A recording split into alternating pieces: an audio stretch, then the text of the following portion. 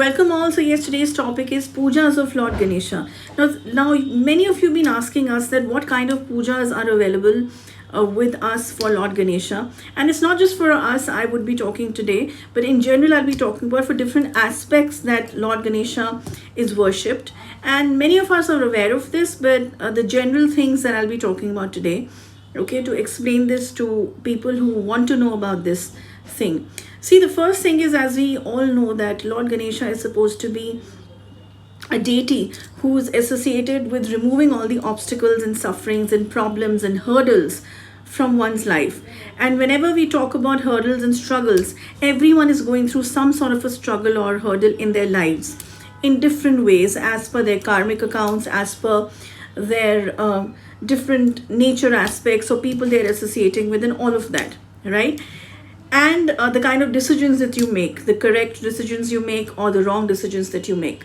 So because of all these things, what happens is that you start forming new karmas also. And in the formation of new karmas, sometimes the karmas don't go very well.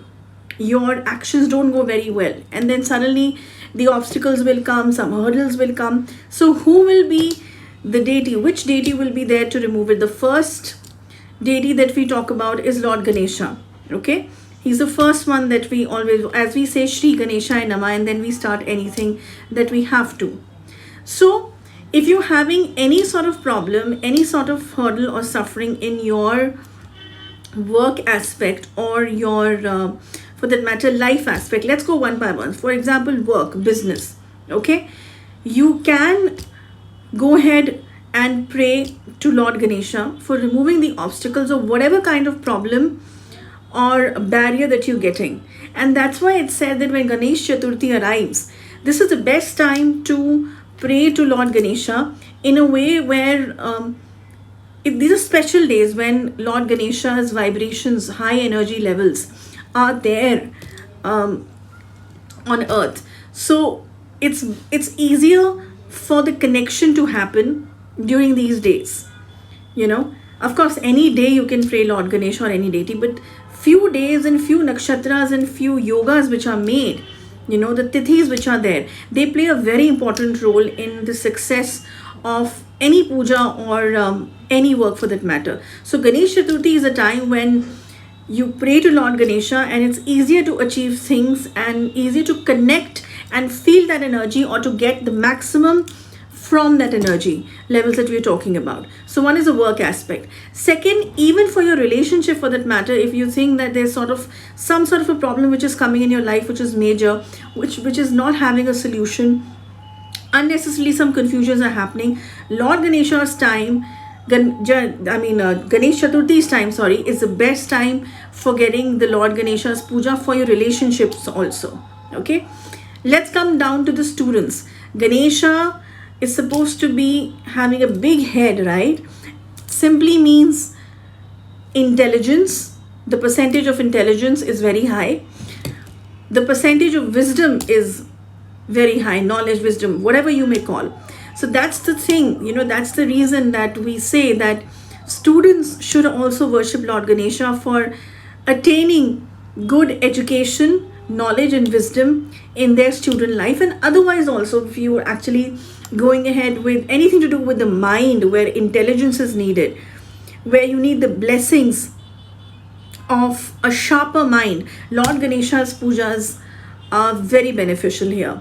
Okay, also moving forward, when I talk about, there are some property issues, there are some land issues in which, like the Bhumi Pujan happens. Without Lord Ganesha's puja, this cannot happen. So any new start regarding the property, or even there is some hurdle which is coming in the property, whether it's your land, whether it's your flat, whether it's anything for that matter, some legal issue, Lord Ganesha's pujas are incredible. Okay, but of course, the way to do it. Now, there are tantric processes, the sattvic processes, the tantric sattvic processes, the way you do them, or otherwise the simple pujas which are done in the temples. Because like I always say, tantric sattvic pujas are the ones which have quicker results, and they have much more powerful energized stuff attached with them, energies attached with them. connections attached with them. Okay, so we recommend Sattvic Tantric Pujas for deities, and since we are talking about Lord Ganesha, we would recommend that only for everyone. And even for that matter, if there is some sort of a confusion or some sort of confusion regarding your planet Ketu, the shadow planet Ketu also, if that is not very good in your chart, then also you should be praying to Lord Ganesha, because he's the one whose head was also chopped away, and Ketu also doesn't have a head. So that's why it said that, if you worship Lord Ganesha, the correct decision making, the correct paths that you need to take in your life, when Ketu doesn't know what to do, if you pray to Lord Ganesha, you will get the paths of the correct direction where you need to move. So that's also there. If you have very low degree, or low degree when I mean is not in a positive sense, I mean when you really need to do some remedy of Ketu, Lord Ganesha's remedies are the best for Ketu's characteristics or Ketu's results to come to you in a better way. Okay, so these are the few things that I just talked about. There would be many, of course, but then since Ganesh Chaturthi is just arriving, I wanted you people to understand this, that these are the best days where you can actually get connected to Lord Ganesha's energies and vibrations and get your life sorted, and even start something new for that matter.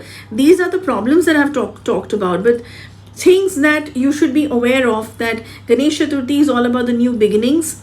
Whether it's you have to buy a new car, whether you have to buy any new vehicle or some land property, go ahead and give it a start, or a new business, or even if you're writing a book for that matter, start, maybe just write 4-5 lines, maybe just write a thought of it, and do Shri Ganesha Namah for any book or any audio or any podcast or any YouTube channel for that matter, anything for that matter. Start this, and then of course you can take your time. I'm not saying that start and just keep on doing this together, even if it's not possible, but it's very important for you to start it, so that you've started something, you have done a beginning for something. That's very important in these days, if you really want to utilize these energy levels which happens in Ganesh Chaturthi's times. Okay, so that's about it in this video. I'll see you very soon with another topic. Till then, goodbye and Jai Mahakali, and happy Ganesh Chaturthi to all.